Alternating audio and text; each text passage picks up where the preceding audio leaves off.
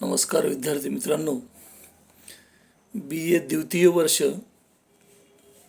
द्वितीय भाषा मराठी या अभ्यासपत्रिकेतील पद्य विभागामधली एक कविता जिचं नाव आहे काळजातल्या विस्कटलेल्या चिंध्या. काळजातल्या विस्कटलेल्या चिंध्या ही उत्तम कोळगावकर यांची कविता आपण आज पाहणार आहोत. मित्रांनो, उत्तम कोळगावकर हे तालुका भडगाव, जिल्हा जळगाव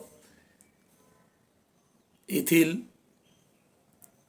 जे कोळगाव नावाचं गाव आहे छोटंसं, तर या कोळगावचे एका शेतकरी कुटुंबात जन्माला आलेले एक हाडामासाचे कवी म्हणून आपल्याला उत्तम कोळगावकर यांच्याविषयी परिचय लक्षात घेता येईल, ज्यांचा जन्म 3 मार्च 1949 रोजी हा त्यांच्या मूळ गावी म्हणजे कोळगाव या ठिकाणी झालेला आपल्याला सांगता येईल. मित्रांनो, त्यांचं जे काही प्राथमिक शिक्षण आहे तर ते त्यांच्या गावातीलच जे विद्यामंदिर प्राथमिक शाळा होती तर त्या शाळेमध्ये प्राथमिक शिक्षण त्यांनी घेतलं आणि ग्रामविकास हायस्कूल इथून 1967 ते शालांत परीक्षा म्हणजे ज्याला आपण SSC म्हणतो, मॅट्रिकची परीक्षा म्हणतो, 10वीची परीक्षा म्हणतो, तर ते 1967 साली उत्तीर्ण झाले आणि पुढं ते जळगावला जेठाजी महाविद्यालय जे आहे तर या जळगावच्या जेठाजी महाविद्यालयातून त्यांनी आपलं पदवीचं शिक्षण 1974 साली जे आहे तर हे पूर्ण केलेलं आपल्याला दिसून येतं. त्यांनी शिक्षण क्षेत्रातील B.Ed ही पदवीसुद्धा 1974 साली ही पूर्ण केलेली आपल्याला दिसून येते. खरं तर उत्तम कोळगावकर यांच्या कविता जर आपण लक्षात घेतल्या तर ज्यांच्या कवितेमधून खऱ्या अर्थानं अतिशय पोटतिडकीनं त्यांनी मांडलेल्या ज्या काही समस्या आहेत, विषय जे आहेत तर ते आपल्या लक्षात घेता येतील. खरं तर ते आकाशवाणीसारख्या माध्यमामध्ये ते अधिकारी म्हणून नोकरीला होते आणि आकाशवाणी या माध्यमात अतिशय व्यस्त जीवन असताना देखील उत्तम कोळगावकरांनी आपला वेळात वेळ काढून साहित्याची सेवा केली. कारण त्यांच्यासमोर असणारे जे काही विविध प्रश्न आहेत तर ते व्यक्त केल्याशिवाय त्यांना अस्वस्थता व्हायला लागत होती आणि म्हणून त्यांनी जे आपलं काव्यलेखन केलेलं आहे तर ते साधारणतः म्हणजे त्यांचं जवळपास 12वीचं जे वर्ष आहे तर इथपासून म्हणजे साधारणतः 1969 सालापासून उत्तम कोळगावकर यांनी काव्यलेखनाला सुरुवात केलेली आपल्याला दिसून येते है ना. तर त्यांनी प्रारंभी म्हणजे सुरुवातीच्या काळामध्ये मराठा, नवशक्ती, अस्मितादर्श व नंतर पुढं 1971च्या सुमारास अतिशय नामांकित असणारा प्रतिष्ठान व सामकथा हे जे अंक आहेत, हे जे मासिकं आहेत तर या सगळ्या मासिकातून उत्तम कोळगावकरांनी आपलं काव्यलेखन केलं. या मासिकांच्या माध्यमातून एक कवी म्हणून त्यांची खरी ओळख जी आहे ही साहित्य वर्तुळामध्ये आपला व्हायला लागली. कारण ही जी सर्व मासिकं आहेत, ही जी सर्व नियतकालिका आहेत तर ही अतिशय नामांकित अशा स्वरूपाची आहेत है ना. साहित्याच्या वर्तुळामध्ये ज्यांच्यामध्ये छापून आलेल्या साहित्याची चर्चा होते है ना, तर अशा या नामांकित अशा मासिकातून त्यांचं साहित्य लेखन प्रकाशित झाल्यामुळं ते अल्पावधीतच एक कवी म्हणून नावावर पलाळले दिसतात. कारण मराठी साहित्यामध्ये एक कवी म्हणून या सगळ्या मासिकांच्या मधून छापून आल्यामुळे त्यांची जी प्रसिद्धी आहे हे आपल्या लक्षात येतं.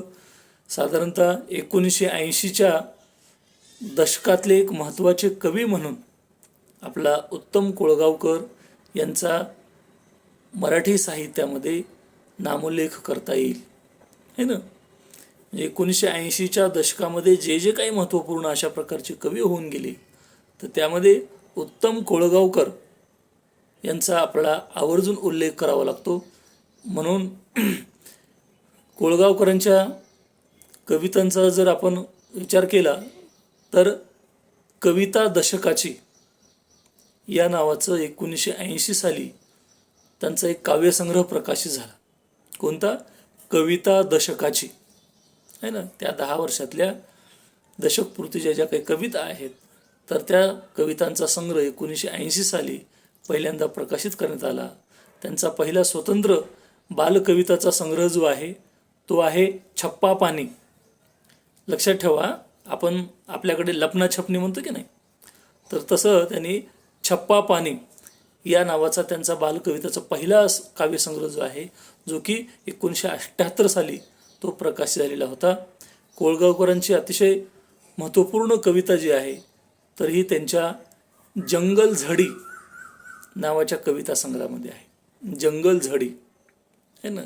रानावनातलं, जंगलातलं अशा प्रकारचं जे काही वेगळं जीवन आहे, तर हे जंगलझडी म्हणजे 1982 साली त्यांचा हा जंगलझडी नावाचा जो काव्यसंग्रह आहे, तर तो प्रकाशित झालेला आपल्याला दिसून येतो. त्यानंतर तळपाणी नावाचा एक काव्यसंग्रह आहे, तळपाणी, है ना. म्हणजे जो की आता 2000 साली जो आहे तो प्रकाशित झालेला आपल्याला दिसून येतो. यानंतर आपण जर एकूण उत्तम कोळगावकरांच्या कवितांच्या संदर्भात जर आपण विचार करायला लागलो, तर असं आपल्याला म्हणता येईल की कोळगावकरांची जी कविता आहे, बघा आपल्या तर अभ्यासाला एक कविता आपण ते पाहणार आहोत, पण त्यांच्या एकूणच कवितांच्या संदर्भात जर आपण लक्षात घेतलं, तर कोळगावकरांची कविता एक स्वतःचा चेहरा घेऊन येताना आपल्याला दिसते आहे. स्वतःचं एक वेगळं अशा प्रकारचं एक संवेदन विश्व जे आहे, जे भावविश्व आहे, तर ते दर्शवणारी कोळगावकरांची कविता आपल्याला दिसून येते. लक्षात घ्या की उत्तम कोळगावकर यांची कविता म्हणजे एक वेगळेपणा असणारी कविता आहे. स्वतःचं एक वेगळं अस्तित्व मांडणारी अशा प्रकारची कविता आहे. पारंपरिक अशा प्रकारच्या सगळ्या गोष्टीत मिसळ करून जे पूर्वीचं आहे तेच घेऊन येणारी त्यांची कविता नाही, तर एक स्वतःचं एक वेगळेपण, स्वतःचा एक वेगळा चेहरा, स्वतःचं एक भावविश्व अतिशय संवेदनशील अशा प्रकारच्या पातळीवर जाऊन मांडणारी उत्तम कोळगावकर यांची जी कविता आहे, तर ती आपला खऱ्या अर्थानं या ठिकाणी आहे म्हणून असं सांगता येईल. ग्रामीण परिसराशी निगडीत अशा प्रकारचे जे काही त्यांचे अनुभव आहेत, तर या अनुभवातून तेथील प्रतिमा सृष्टीतून त्यांनी आपलं जे काही जीवनविषयक अशा प्रकारचं म्हणजेच मानवी जीवनाच्या अस्तित्वासंबंधीचं जे काही चिंतन आहे, तर हे चिंतन त्यांनी आपल्या कवितांच्या माध्यमातून मांडलेलं आपल्याला दिसून येतं. विद्यार्थी मित्रांनो, लक्षात ठेवा की मानवी जीवनाचं चिंतन ज्यांना अचूक समजतं ना, तर ते साहित्यकृती अजरामर होताना आपल्याला दिसायला लागते. उत्तम कोळगावकरांची जी साहित्यकृती आहे, हे मानवी जीवनासंबंधीचं, विशेषतः मानवी जीवनाचं जे अस्तित्व आहे, या अस्तित्वाच्या संदर्भानं त्यांनी केलेलं जे काही भाष्य आहे, तर हे अतिशय महत्त्वपूर्ण आपल्या लक्षात घेता येतं. कारण माणसाचा जन्म काय आहे, माणसाचं अस्तित्व काय आहे, माणसाला आपल्या दैहिक जीवनामध्ये काय करायचं आहे आणि माणूस काय करत चाललेला आहे, है ना. समाजामध्ये जे काही सुसंगत व्हायला पाहिजे ते विसंगत कसं होताना दिसतं आहे. आणि म्हणून समाजातल्या ज्या काही अनेक प्रश्न समस्या आहेत, तर या समस्या, हे प्रश्न जे आहेत, हे कवीला अस्वस्थ करताना दिसतात. आणि म्हणून कवी या प्रश्नांना घेऊन आपला काव्यविषय जे आहे, तर ते बनवताना आपला दिसत आहे. कोळगावकरांची जी कविता आहे, ही कविता तुम्ही म्हणाल की ग्रामीण आहे का, तर ती नुसती ग्रामीण नाही, ती आत्मनिष्ठ अशा प्रकारची भावकविता आहे. कोळगावकरांची कविता ग्रामीण कविता आहे असं म्हणून आपल्याला सांगता येत नाही. तर लक्षात घ्या, आत्मनिष्ठ अशा प्रकारची त्यांची भावकविता आहे. म्हणजे आपल्या अंतर्मनातल्या ज्या काही भावना आहेत, आपल्या अंतर्मनातल्या ज्या काही संवेदना आहेत, आपल्या अंतर्मनातला जो काही कोलाहल आहे, तर तो त्यांनी कवितेच्या माध्यमातून वेगवेगळ्या रूपात जो आहे तर तो मांडलेला आपला दिसून येतो आहे.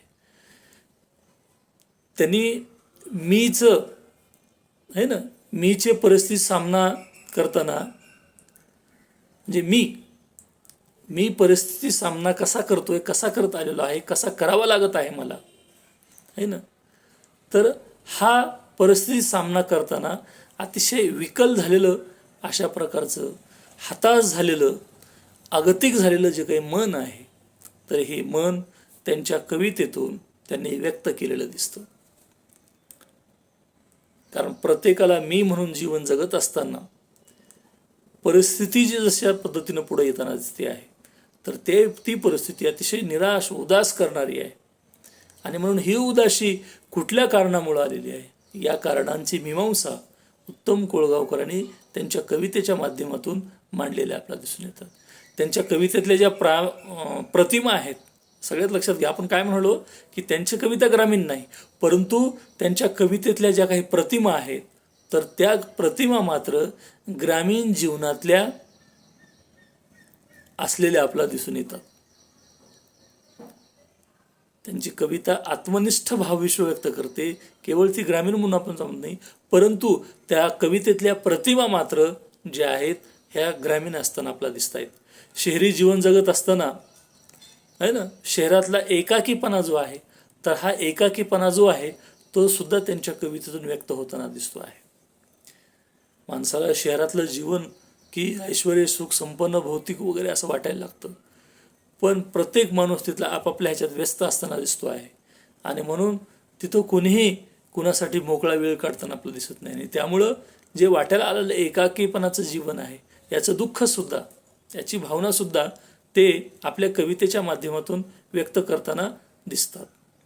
त्यांच्या काळजाच्या विस्कटलेल्या चिंध्या ही जी कविता आहे, आपल्या अभ्यासाला BA सेकंड इयरच्या SLच्या अभ्यासक्रमाला त्यांची जी कविता आहे काळजाच्या विस्कटलेल्या चिंध्या, ही कविता त्यांच्या जंगल झडी नावाच्या कविता संग्रहातली ही कविता आहे.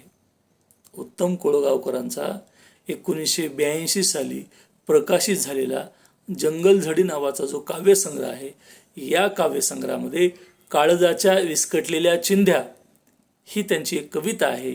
ही कविता आपल्या अभ्यासक्रमाला विद्यापीठानं घेतलेली आहे. विद्यार्थी मित्रांनो, काय या कवितेमध्ये, तर या कवितेच्या माध्यमातून कवीनं शेतकऱ्याच्या जीवनातलं एक वास्तव जे आहे तर ते मांडलेलं आहे. आपण जवळपास सर्व शेतकऱ्यांची मुलं आहात, आणि म्हणून आपल्या बापांच्या, आपल्या वाडवडिलांच्या, आपल्या गावातल्या शेतकऱ्यांच्या, एकूणच समस्त शेतकऱ्यांच्या ज्या काही भावना आहेत, ज्या संवेदना आहेत, हे आपण जाणतो आहोत किंवा ते आपण लक्षात घ्यायला पाहिजे.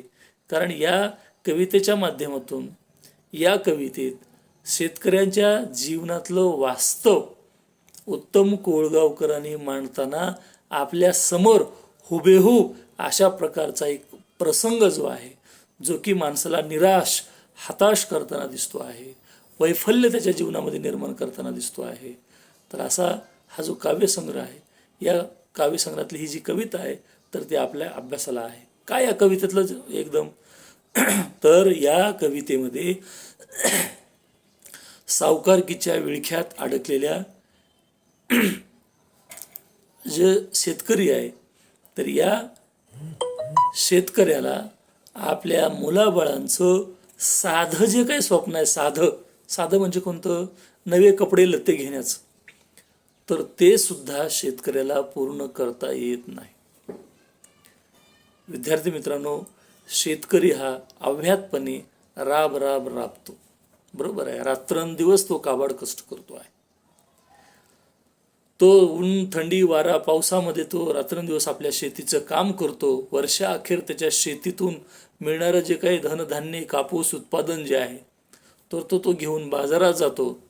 त्याचं जे काही अल्प लागणारा भाव, त्याचे जे काही पैसे त्याचे देतात, त्या पैशाच्या माध्यमातून आपल्या मुलाबाळांसाठी, बायका पोरांसाठी काहीतरी कापडं घ्यावीत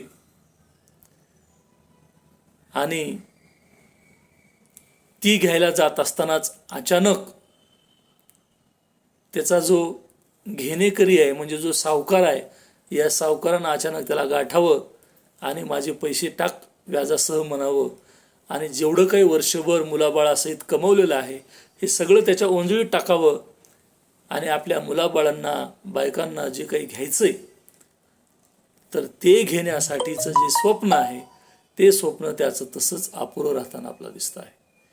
म्हणून त्याच्या मनात या ठिकाणी या प्रसंगी येणाऱ्या ज्या काही भावना आहेत या भावना आपल्यासारख्या वाचकाला श्रोत्याला देखील अतिशय सुन्न करायला वाटायला लागतात.